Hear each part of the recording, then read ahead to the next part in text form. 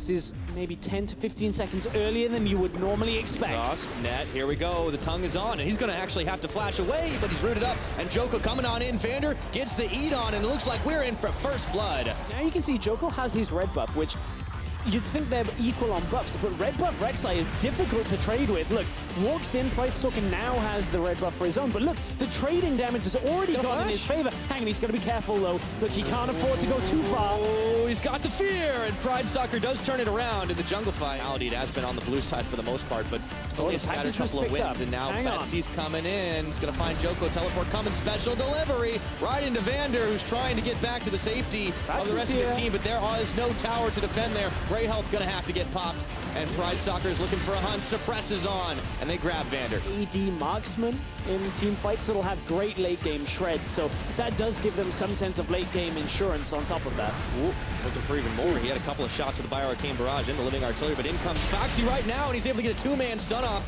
buying time for Pridestalker to join. In for a little bit extra damage, doesn't get the duress, but he doesn't even need it, and Foxy gets the finishing kill. ROCCAT, they got the gang squad down there. Take a Rift Herald as well, but Pridestalker at half his health is kind of sitting in the pit here, goes on to Joko, and only Cabochard is there to give him a little extra defense, and as soon as he hops the blast cone, they will trade junglers, but that was a little bit hairy. Pretty much the treants of the EULCS. Let's not be too hasty, all right? Now, Betsy might find himself on the wrong side of this one, although there is a teleport coming in for Cabochard, who does not have his equalizer, and Vitality do not have a care. Betsy trying to walk it out, but Joko getting the Void Brush on to finish the kill. That may look to set this fight up. He hops over, and this time it's a little bit too early, and all of a sudden, Vitality with the patience, they peel right off. They should be able to take down the Warwick. It's Pridestalker, and now there's no more smite available to counter. It's going to be going the way of Vitality. The curtain call has been opened. Jarnan tanks one, dodges a second, dodges a third. The fourth is going to clip him, and Joko's right there to try and cut him off. He wants to get it all done, but Cabochard ends it with the kill. It's 2 for 0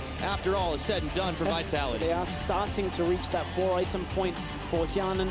The 4th item soon for Betsy. Look at that equalizer. Right in the choke. Nothing to do here.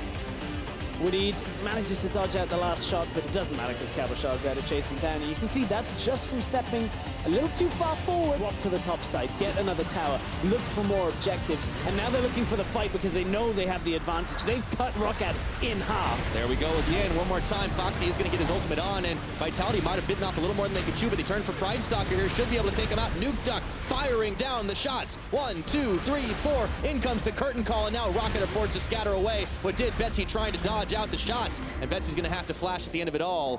It is a 1 for none to start things off, but let's see what else they can do for round number 2. Nuke Duck dodging and diving, and Bio-Arcane barraging, and he's going to be able to pick up a spree kill onto Foxy. Joko with a 2-man knockup on Burrow, and just like that, they nearly wipe ROCCAT off the map. 1-4, easy as pie, and Vitality are looking to finish this one off with only Betsy left to try and defend. Pridestalker coming back in at the last second, but Cabochard is getting the burn on, and now Pridestalker's not going to last too long. Down he goes, Betsy on the fountain, and that was a style kill. 35 minutes under that average for Vitality, and they are going to take 1 kill, 1 win up in this series. Looking alive, boys. GG. This is the moment. There we go. I've said this before. I said this when Pridestalker came down a little before.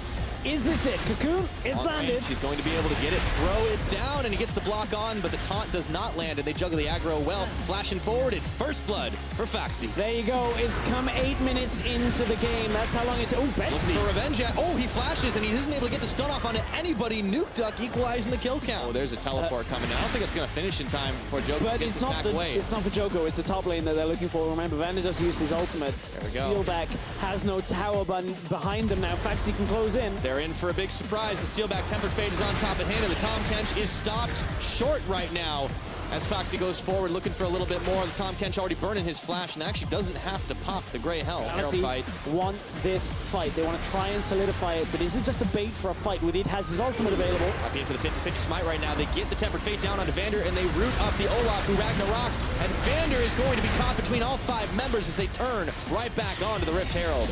Time really defending against that, even though he threw some serious damage down with the rockets and the Foss bombs. Oh, they've actually got him stunned up, but the rest of Vitality is coming to the rescue. Nuke Duck's only able to spot a few mini spiders as Foxy actually isolated from the rest of the team. Cabochard getting a taunt on. This time, he's able to find Betsy, who's getting low. Steelback flashing forward and back into the belly of Vander as Nuke Duck gets the finishing blow. 35 minutes was quicker. So Unicorns, not related to this game. Let's just look at this. Yeah, we'll talk about it in a minute because Joko and Vander were going in. Joko gets juked by Yarnin, but he's got the stand united. There's AD carry is going nowhere. Steelback getting the finishing blow. Steelback sets the traps, and now they're gonna wait. Pride Stalker.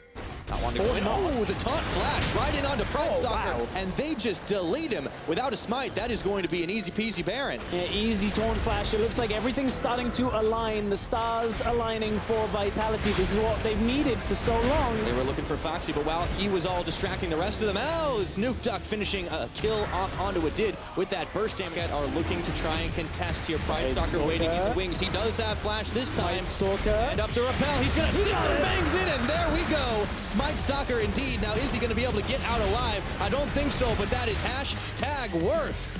And he goes back up and comes back down, and Cabochard finishes him off. It is a 1-for-none on the back of the fight. Does not have TP advantage. This is the engage. This is exactly what we were meaning. Getting in my belly, looking for Betsy, but he is able to get the knockback flash. Exhaust was on him. He unleashes the power, but Joko just doesn't care. Betsy, it's going to be hard to defend this Baron if they even get that far. The flash. Pride Stalker isolated from the rest of the team. There goes his flash once again. They try in for Cabochard on the other side, but it doesn't matter because he's able to rejoin up with the rest of the team, and as a unit, Vitality are wrecking through this ROCCAT lineup. Perhaps one of the best setups for them composition-wise, utilizing this tank. Foxy, not in the right place. Man, he needed to get out of the pit a lot earlier than that. So Cabochard and the rest of Vitality skin him for a pair of boots, and it's time to turn on to the Baron. At 30 minutes of anybody, that Vitality were going to be able to dish the return fire this series. It looks like that's going that way, and even though Pride Stalker tried to come in for the smite, not going to happen.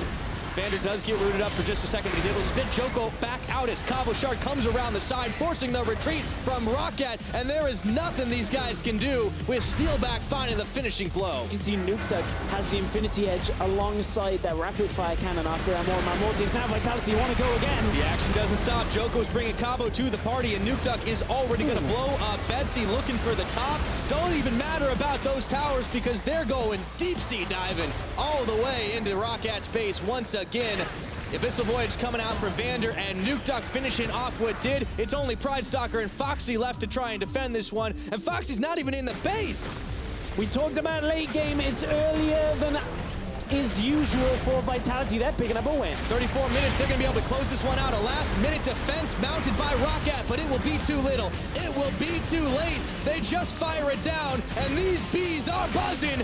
V for victory!